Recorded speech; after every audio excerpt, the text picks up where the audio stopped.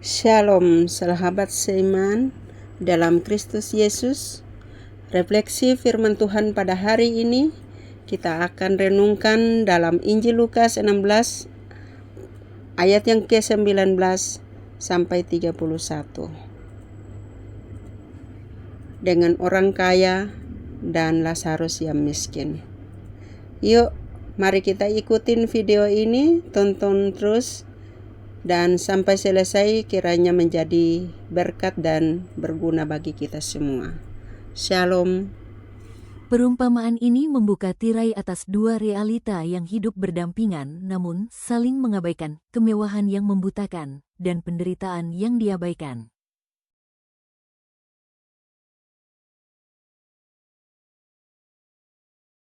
Lazarus, pengemis penuh borok, terbaring lemah di depan pintu gerbang, mendambakan sekadar sisa makanan.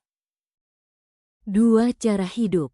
Di balik kemewahan sang kaya tersembunyi kebutaan hati. Ia tidak mampu melihat Lazarus. Ia memilih untuk tidak melihatnya. Lazarus hidup dalam kemelaratan total, hanya anjing-anjing liar yang menjilat luka-lukanya.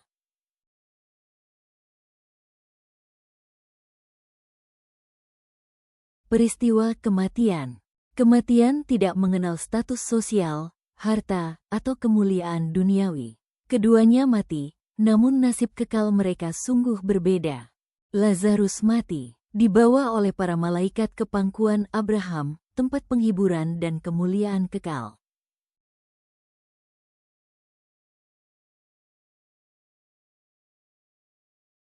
Sang kaya mati, dikubur dengan kemegahan fana, namun jiwanya terpisah jauh dari hadirat Tuhan.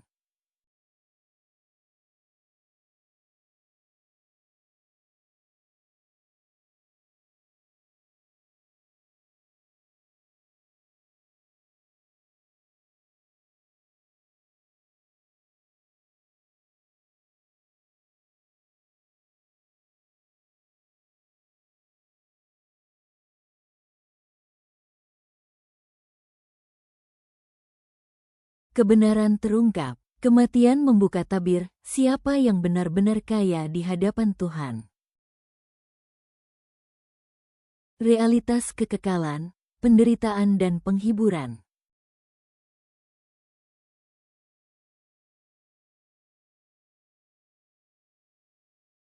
Di balik tabir kematian, segala sesuatu menjadi terbalik.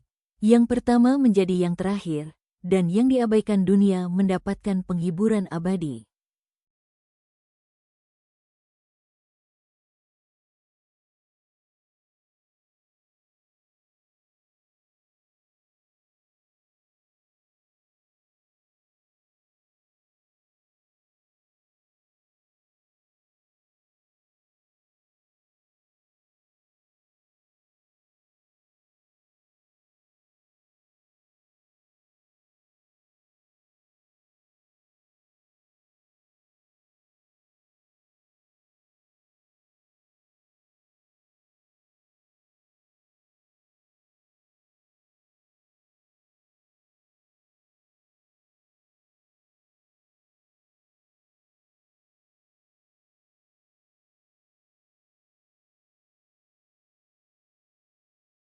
Ia berkata, "Abraham, Bapakku, kasihanilah aku. Suruhlah Lazarus mencelupkan ujung jarinya ke dalam air dan menyejukkan lidahku, sebab aku sangat kesakitan dalam nyala api ini." Lukas 16 ayat 24.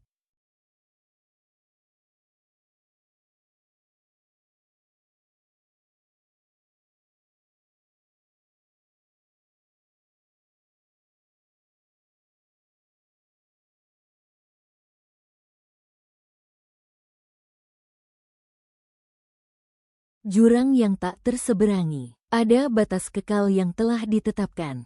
Kesempatan untuk menyeberang hanya ada selama hidup di dunia ini. Permohonan sia-sia. Sang kaya memohon setetes air untuk mendinginkan lidahnya yang terbakar, namun mustahil dipenuhi. Kesadaran yang terlambat. Di dalam kedalaman penderitaan, sang kaya akhirnya mulai memikirkan orang lain, kelima saudaranya yang masih hidup. Ironi tragis, kepedulian itu baru lahir ketika sudah terlambat.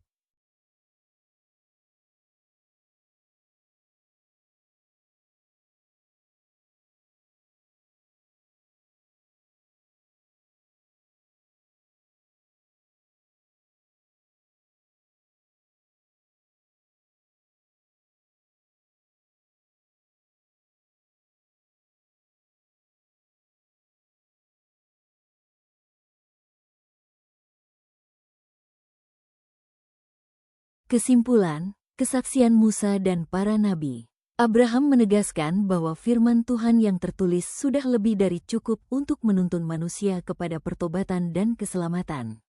Firman Tuhan, hukum Taurat sudah menuntun manusia untuk hidup adil, mengasihi sesama, dan takut akan Tuhan. Suara para nabi. Para nabi berulang kali memperingatkan Israel agar bertobat dan hidup dalam kebenaran Tuhan. Cukup firman-Nya. Mukjizat bukan kunci utama pertobatan melainkan ketundukan hati pada firman Tuhan yang hidup.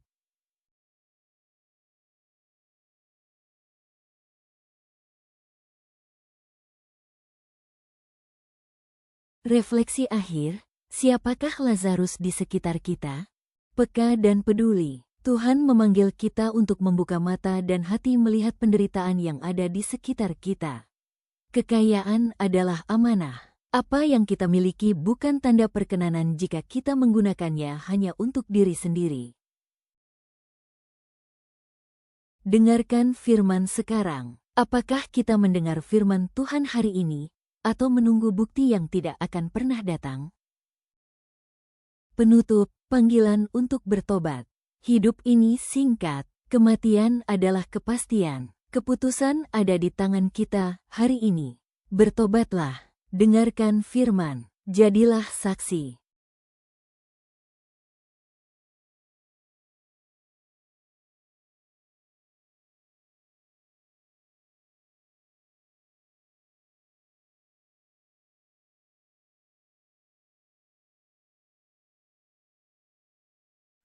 Baiklah sahabat seiman, semoga refleksi firman Tuhan yang sudah kita dengar lewat video ini kiranya Tuhan Yesus memberkati. Shalom.